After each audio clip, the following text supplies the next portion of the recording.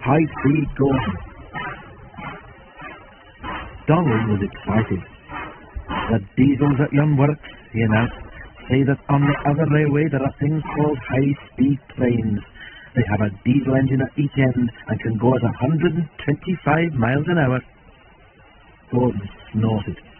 "An engine at each end," he said scornfully.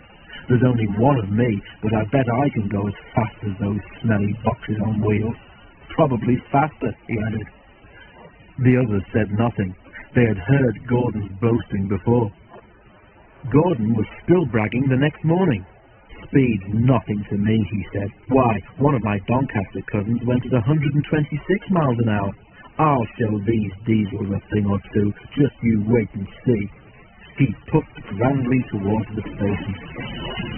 Gordon normally pulled the express, though Henry, James or Bear helped if Gordon was ill or away. Many visitors came to see the Fat Controller's railway. They often used the express, so it was usually full and heavy. There had been frost during the night, and now the weather was wet and sleety. Sleet settled on the rails, making an icy film across their surface. The carriages of the express stood under the cover of the station roof, but when Gordon was coupled to them, his cabin front end had to stand outside. He grew colder and colder as he waited for the guard to blow his whistle and wave his green flag. "Come on," he shivered impatiently. "Let's get started."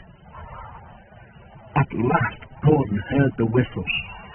"Come on, come on, come on, come on, come on," he shouted as he tried to pull quickly away. But his wheels slipped on the icy rails.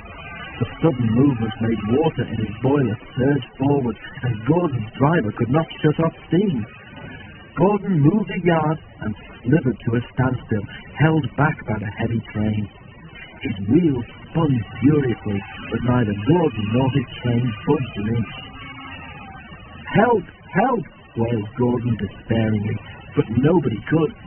His wheels spun till his rods ached, but he could do nothing to stop them. His driver tried every trick he knew. An inspector came and tried some more, but it was no good.